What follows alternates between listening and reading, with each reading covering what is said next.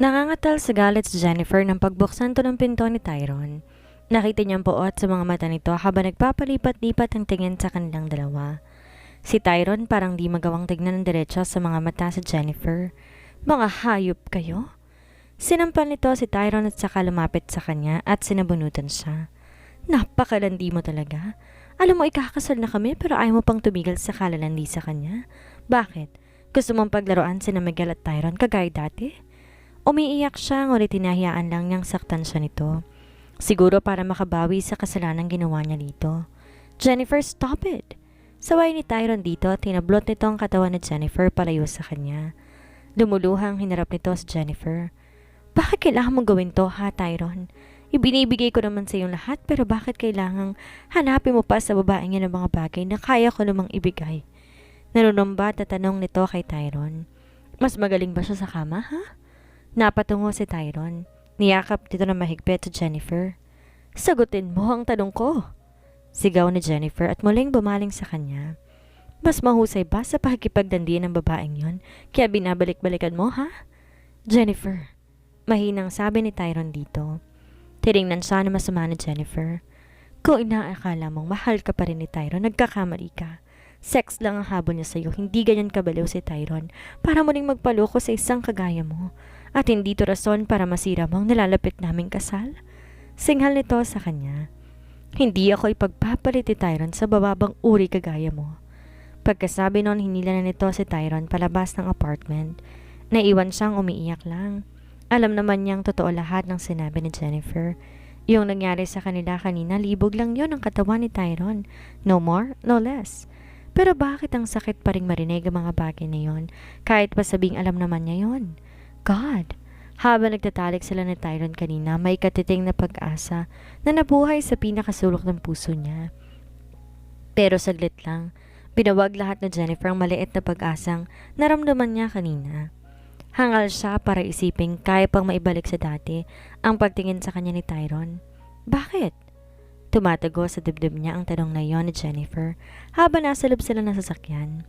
Hindi ka ba nasasarapan sa romansang binibigay ko sa'yo, ha? Punong-puno ng emosyong tanong nito sa kanya. Di niya masagot ang tanong na yun ni Jennifer dahil maske siya. Hindi niya kayang sagutin ng mga bakit na naglalaro sa isipan niya. Sagutin mo ako. Singhal nito sa kanya. Bakit kailangan hanapin mo sa kanya yung mga bagay na kaya ko naman gawin para sa'yo?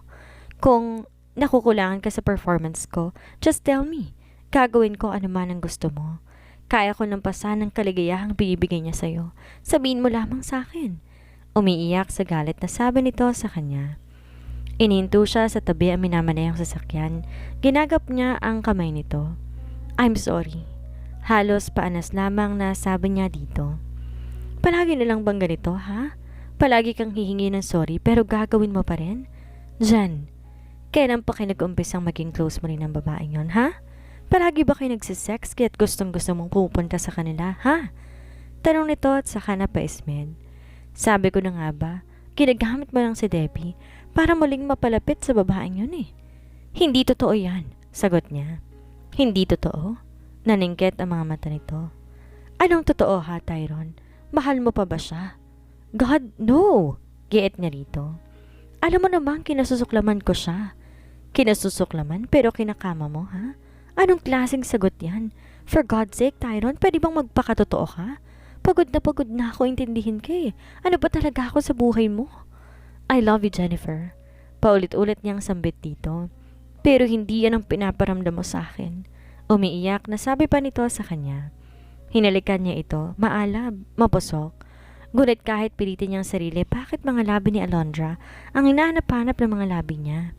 Galit na galit siya sa kanyang sarili. Kumala siya dito. I'm sorry. Halos paanas lang niyang sabi dito.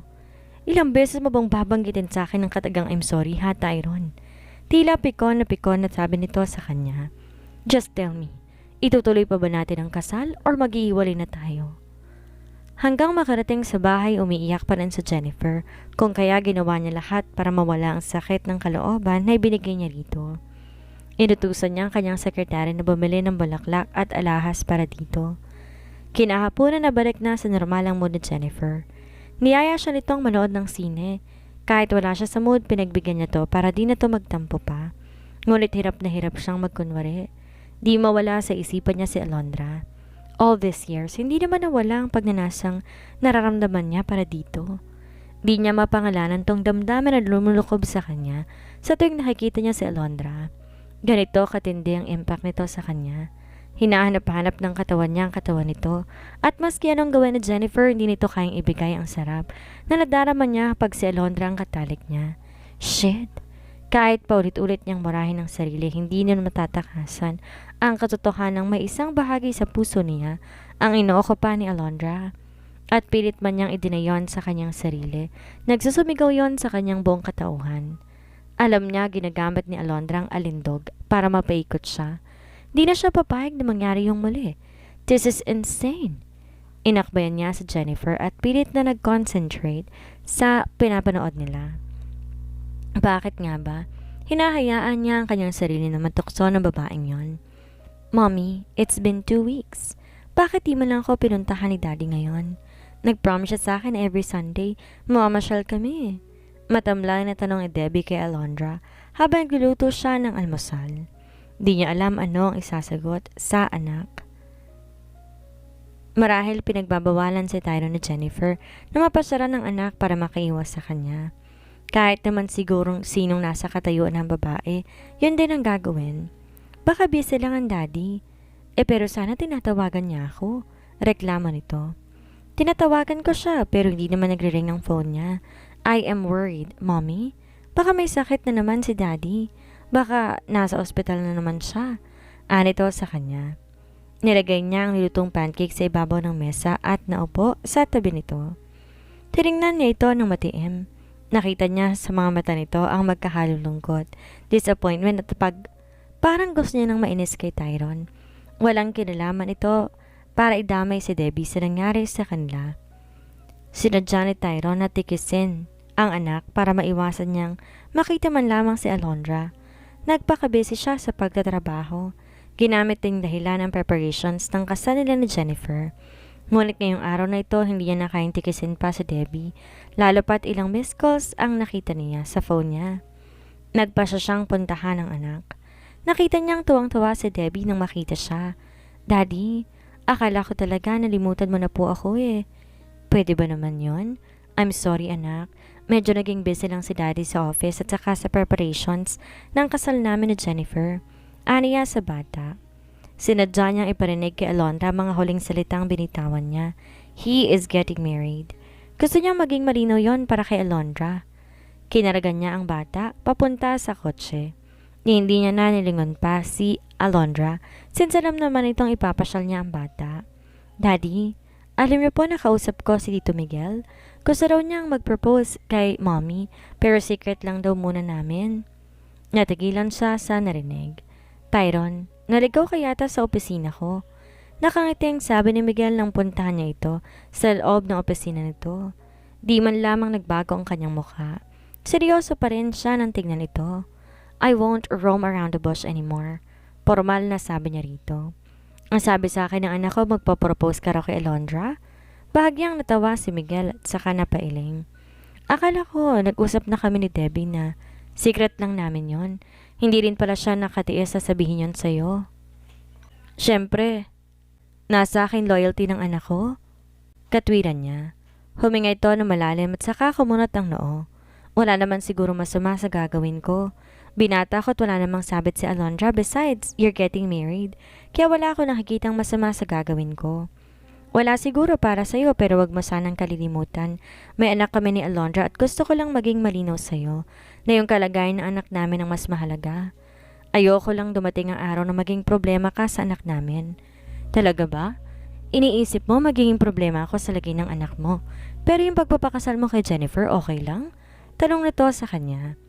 Attach si Debbie sa mommy niya. Since sila magkasama sa bahay kaya't ayokong dumating ang araw, pati ikaw maging kahati ng anak ko sa mommy niya. Hindi kaya you're being selfish, Tyrone?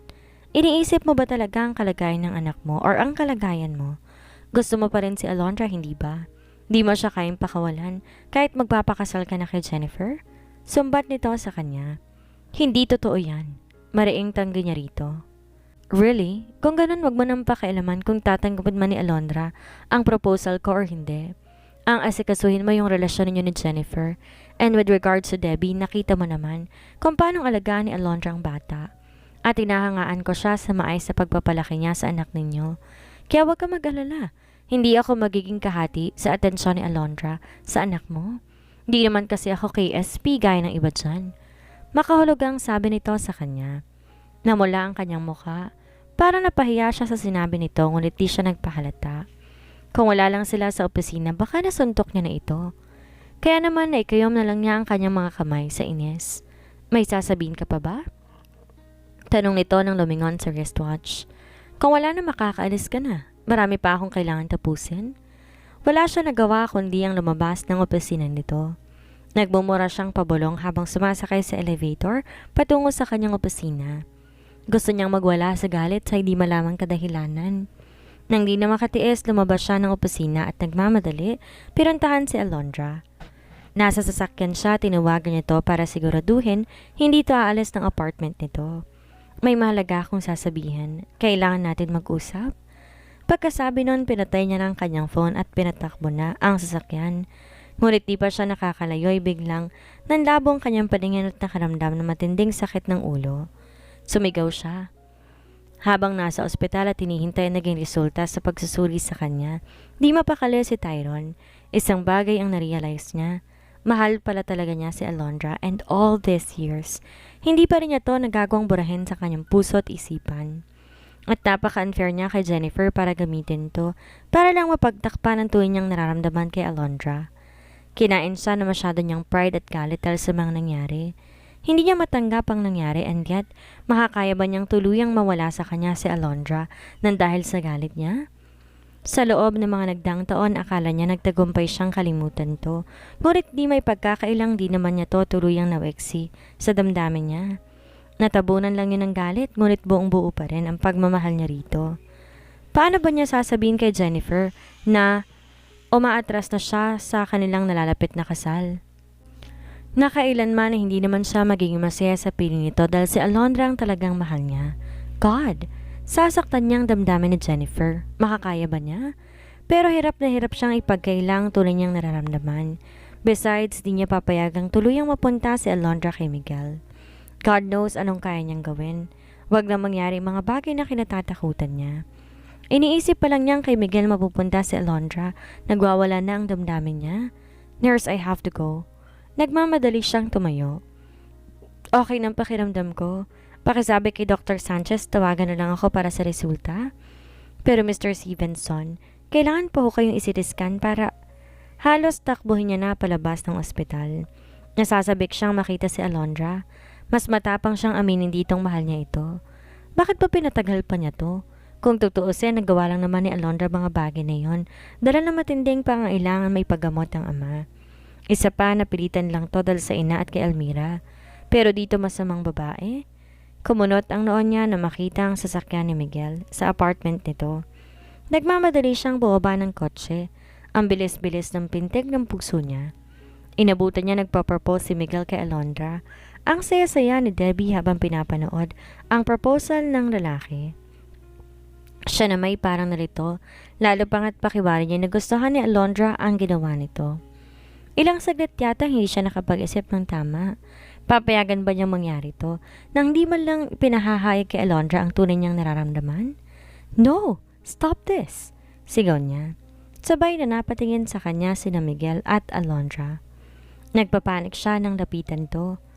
Hindi niya alam kung saan nag-umpisa ang pangumpisal kay Alondra. Nagtatalo ang pride at ang tunay niyang nararamdaman. Para dito, but in the end, mas nanaig ang pagmamahal niya. Hindi ko napapayagang mapunta ka sa kanya, aniya kay Alondra.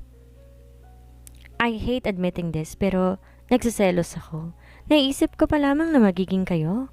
Tyrone, are you crazy? Ikakasal ka na kay Jennifer. Singhal ni Miguel sa kanya, ngunit mabilis niya tong tinulak at saka naman hinapit ang bewang ni Alondra. Tinignan to ng matiim sa mukha. I love you, Alondra. Tigilan mo nga ang kalokohan mong yan. Hindi lang matanggap ng pride mo na makita ako sa buhay ni Alondra, kaya ka nagkakaganito. Ines na sabi sa kanya ni Miguel. Saka bumaling kay Alondra. Nagpapaniwala ka ba sa lalaking yan? Hindi mo ba malinaw na gusto na paglaruan ng damdamin mo? Tinulak siya ni Alondra papalayo. Alondra, don't tell me mas naniniwala ka kay Miguel kesa sa akin. Sabi niya rito at saka bumaling kay Debbie.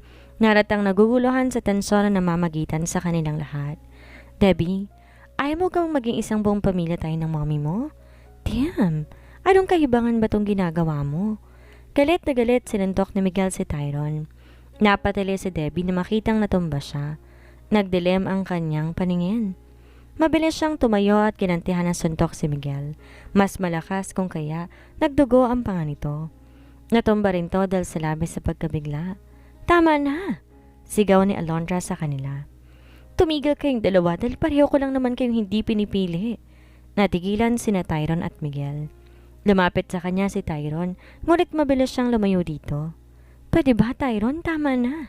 Bumalik ka na kay Jennifer at huwag mo nang paglalaroan pang damdamin ko. Alam ko naman sinasabi mo lang yan dahil natatakot kang kapag nagkatuluyan kami ni Miguel.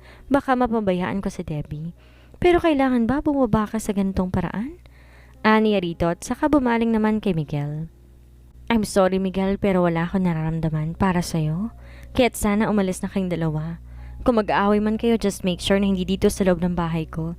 At pwede ba huwag niyo ako isali sa gulo ng pamilya ninyo? Alondra, hindi niyo ba ako naririnig? Umalis na kayo. Sigaw niya sa dalawang lalaki. Nagkatinginan pa sina Tyron at Miguel.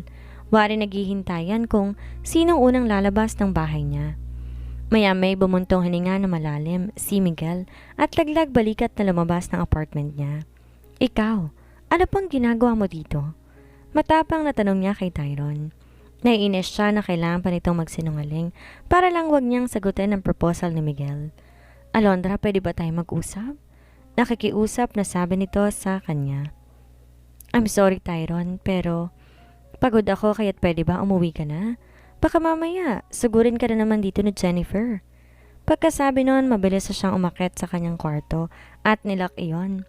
Napaiyak siya na maalala ang mga sinabi ni Tyron kanina. Mahal daw siya nito? Kalukuhan. Alam na alam niya ang motibo nito kanina. Mahal daw siya nito.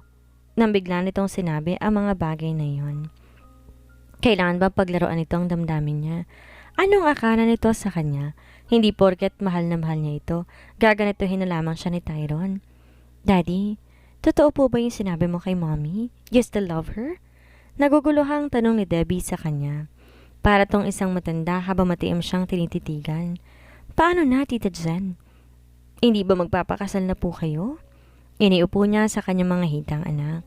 Hindi ko pa nasasabi sa Tita Jen mo ang tungkol dito, para I'm sure maintindihan naman niya ako. Masasaktan si Tita Jen. Hindi mo ba gustong maging kami ulit ng mommy mo? Gusto pero ayokong may masaktan. Saka baka pakiyahin mo lang si mommy. Anito sa kanya.